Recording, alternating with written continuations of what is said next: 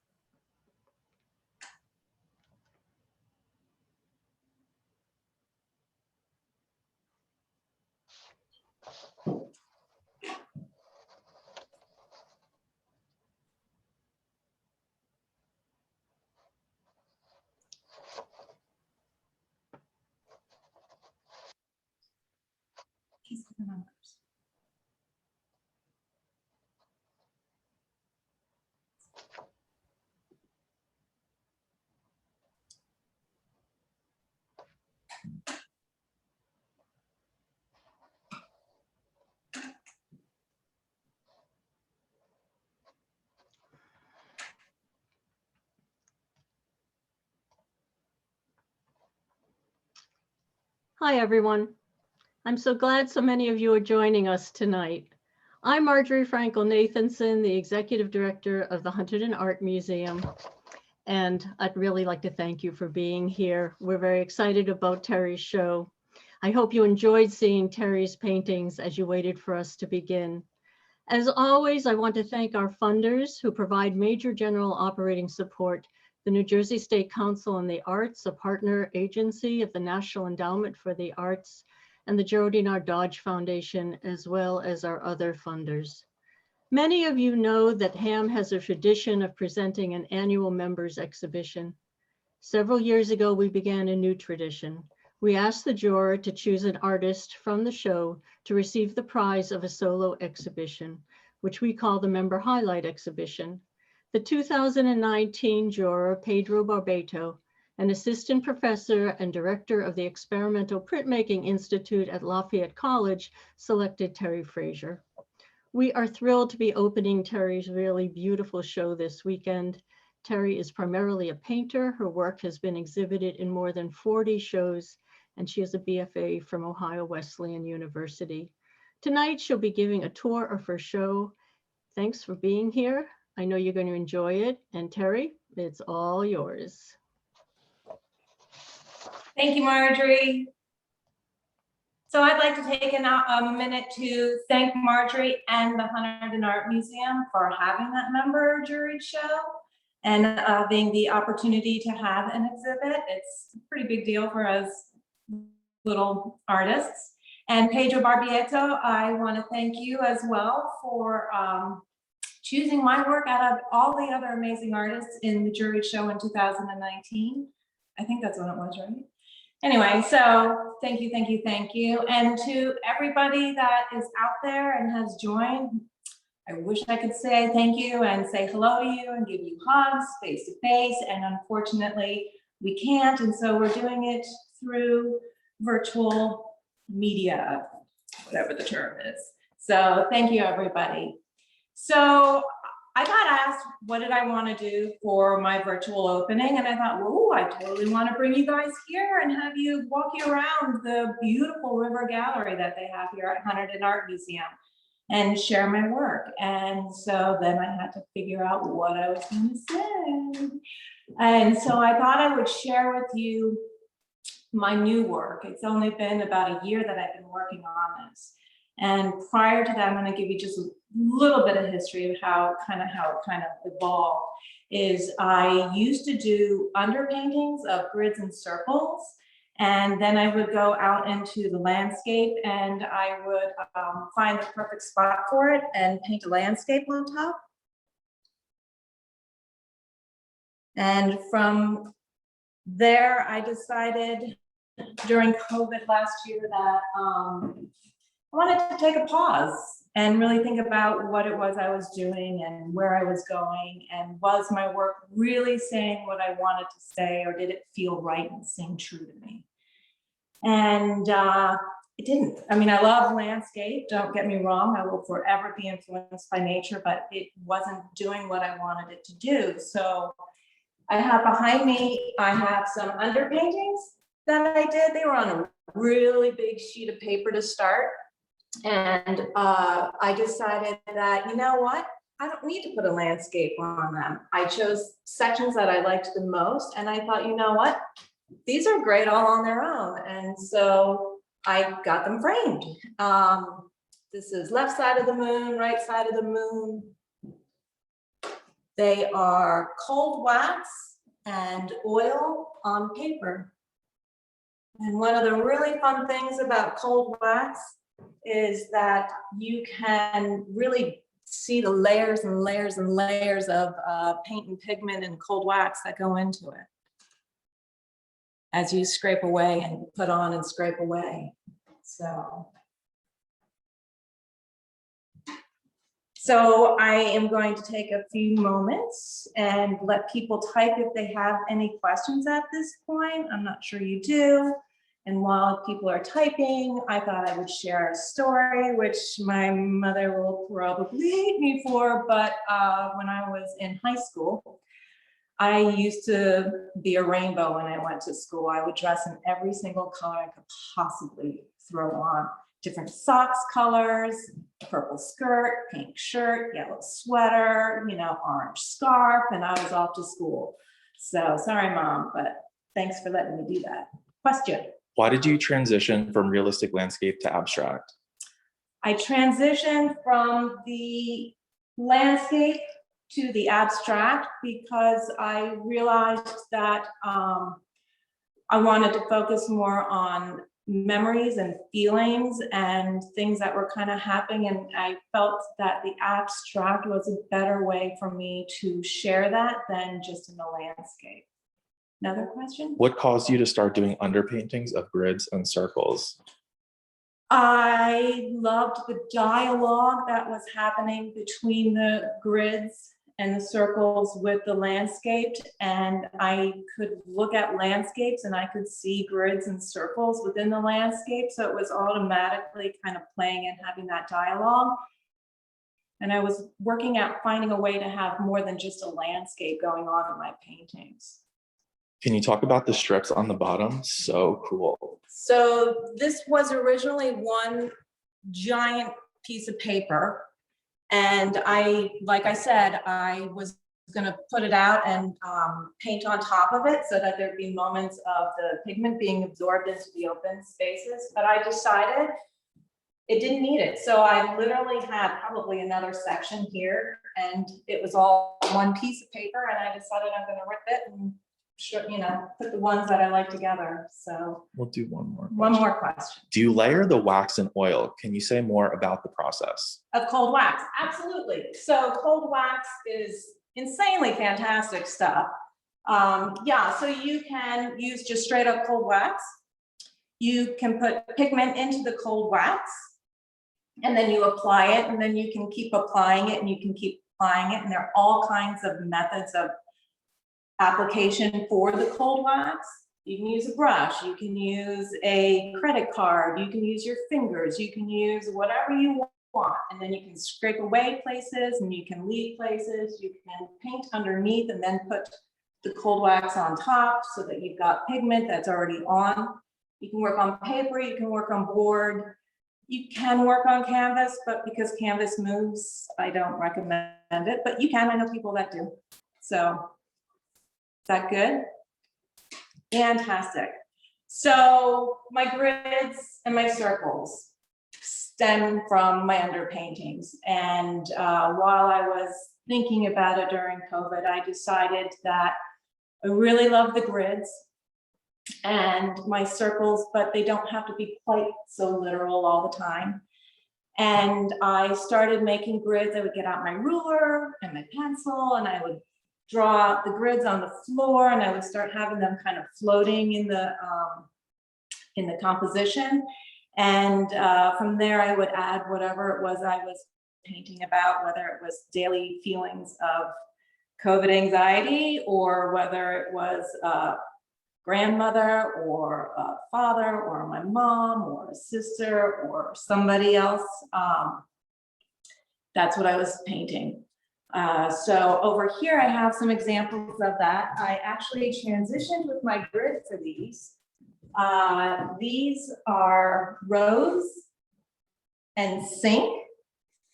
And you know those horrible plastic green fences that are just awful tacky, you know, keeping out the riffraff? That would be me. I would be the riffraff because I love them.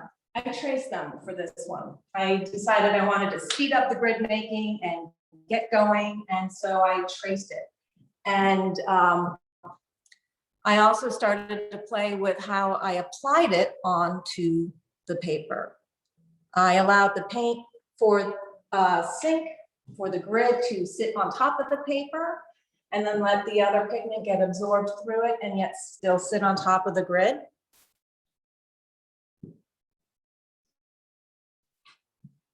And then in rows, I did the reverse. I have it, the grid is being absorbed and the square sections are, the paint is sitting on top. So a little bit of information about this is, this I made whenever last year when the shutdown got lifted and my mom decided she wanted to come home to New Jersey. Yeah, I wasn't really happy about that. She made me really, really anxious. Don't get on an airplane, you're crazy. So that's where sink comes from. So I painted this and it has earthy tones to help ground me. And the circle, I'm pretty sure the circle is a representation of me, and it's lower compositionally because I was feeling all that anxiety and weighted down from it. And one of the things I have learned is that I always have to trust my intuition and my gut. And I know that my mom is going to be fine. And so I painted rows over here with brighter colors and kept myself grounded by painting myself in earth tones. So from there, from doing these grids, oh, there's a question. How does working with wax differ from traditional paint? Do you use a regular brush or something more specialized? Oh no, you can use a paintbrush, but make sure it's an old bad paintbrush. I was about to use a naughty word. Yeah, use one of your beat up old paintbrushes. You can use nicer ones, but I use garbage. You can use any tool you want. You can find garbage on the ground and use it. So another question? What is the meaning of grids and circles? I have no idea yet. I'm working on that, trying to figure that out. That's what I'm trying to share with you is my journey of understanding what grids and circles are for me. The basic is grids are tools and structures, and circles I think represent me. I don't know. Grids are all squares to me are male and circles are female. So that's as basic as I've gotten with it, and I'm still exploring. So let's explore over here if there are no more questions. So this is Harvey. This is a painting about my dad. My dad was a Scorpio. He had his own real estate business and he died from a hole in his heart. And so I was thinking about my dad and I decided I would paint a different way of doing the grids because he was a real estate agent and he was grounded and family and home were so important to him. I made the grid more important and singular in here. In addition to that, I have 3 flowers up here that are representing my sisters and I, or me. And then down in the bottom right, I have a representation of an old yellow Willys Jeep we used to have that my little brother and my dad would go out and mow the field with. And then you can kind of see a house in here. And that is because my dad was real estate and he loved home. And this general softness overall on top of it is kind of the hug of my mom involved in things. So this is oil, pigment stick, graphite, charcoal on paper, linen, and metal grommets.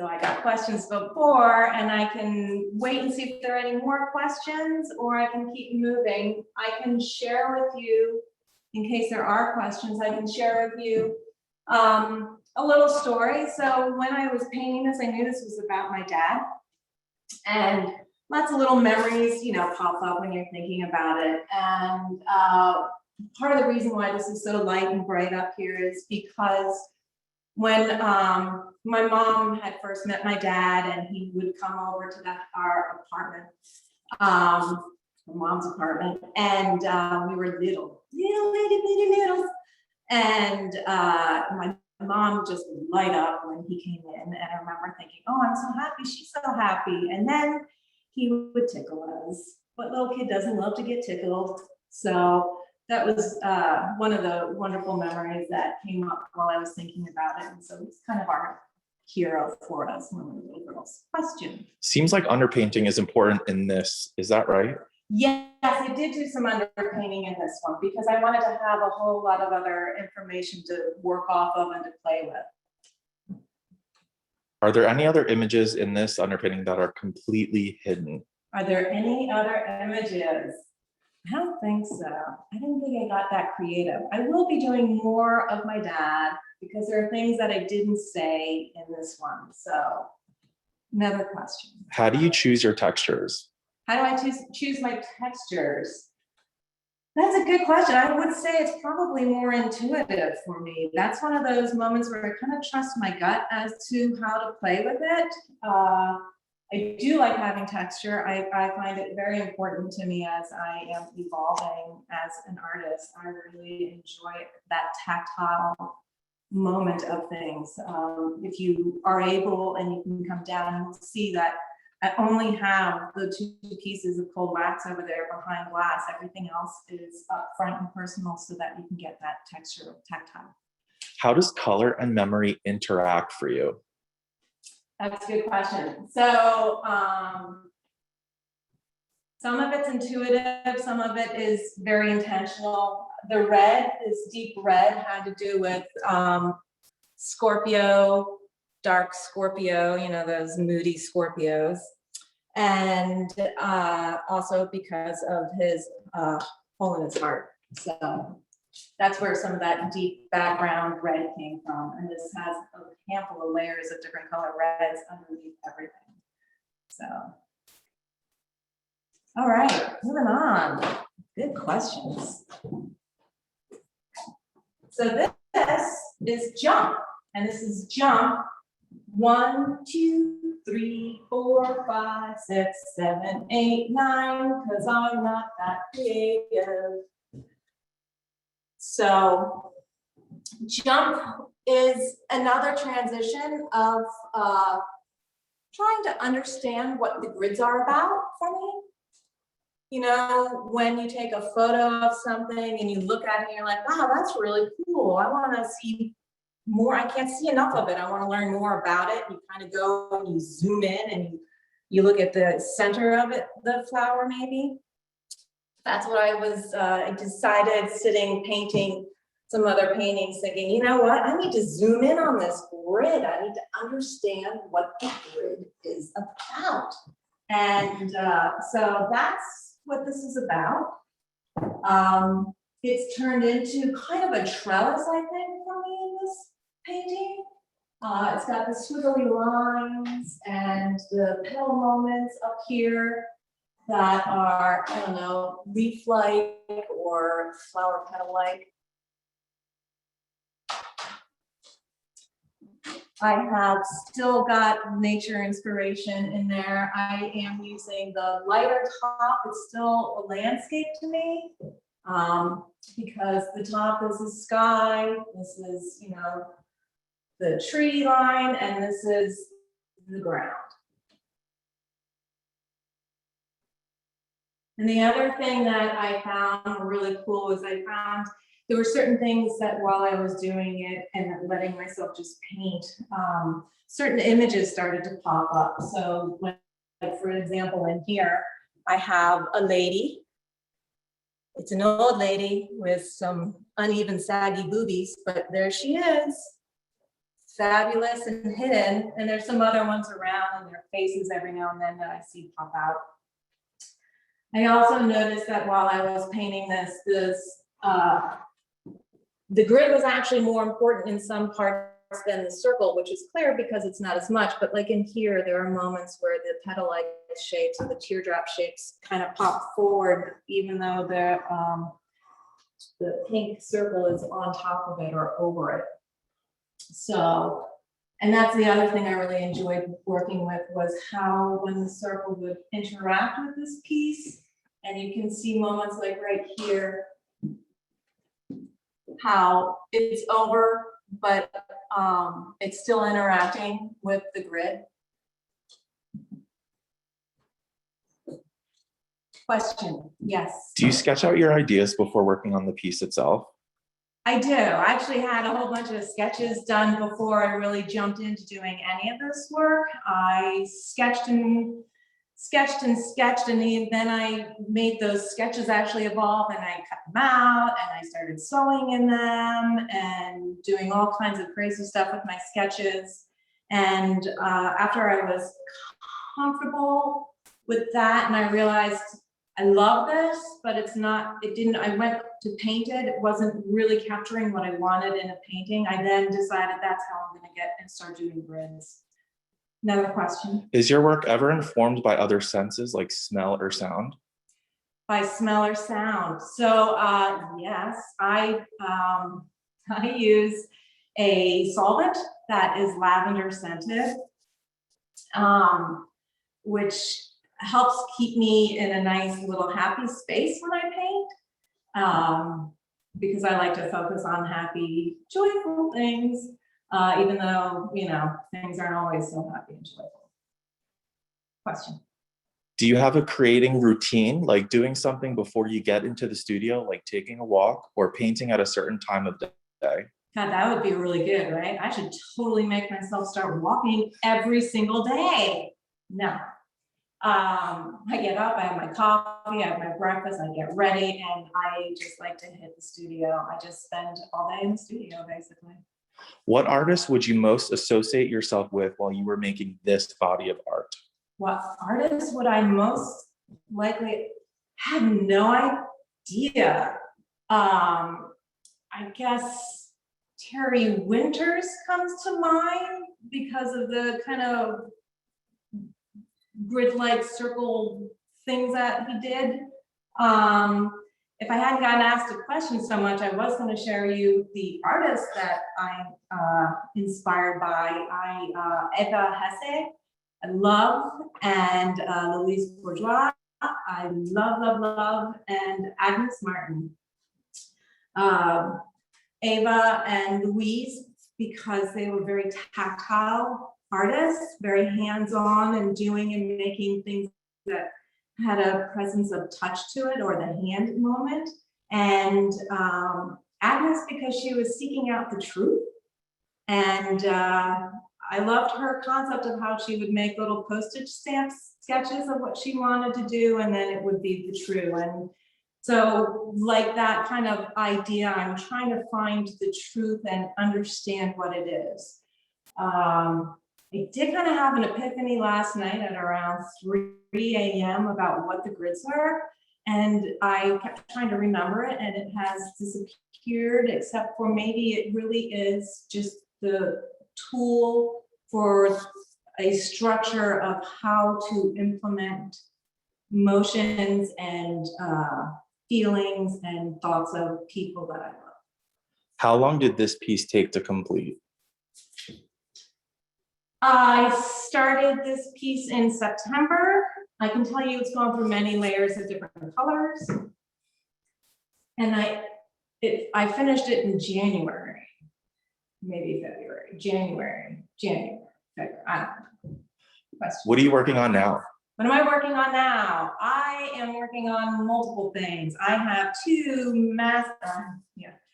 massive paintings. I'm working, I'm a really lucky girl because I am from a divorce and I have 4 grandmothers. And I'm working on 2 of my grandmothers right now.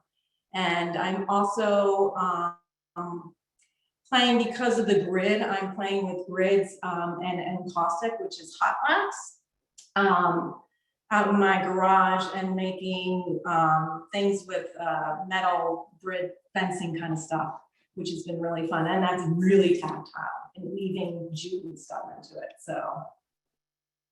Was this painted separately or together as one piece? It started off together and I had it on the wall and it was basically thumbtacked all right together. So if it gets put together, it will look all as one. And then I took it off the wall and started playing with them individually, but I always had to make sure that wherever I was, the transition between mark making was the same so that they continued to talk to each other. I wanted that anyway. I was in the museum today and saw your really beautiful piece that's in the lobby. Can you talk a little bit about the process, which seems to be very different from the paintings in the gallery? So the painting that, thank you so much. I am honored that you guys wanted that for behind front desk. So exciting. Is actually alcohol ink and colored pencil on a architect vellum. And so when I use each medium, I do have a tendency to approach each piece the way the medium wants to talk. It's pretty important to me to allow, alcohol inks and what they want to do versus, you can't just put a drop of, oil and assume it's going to spread and blend and do all these kind of things. And alcohol ink does do that. And it also interacts really beautifully with colored pencil. And so it is kind of an underpainting that I was looking at and thinking landscape while I was making it.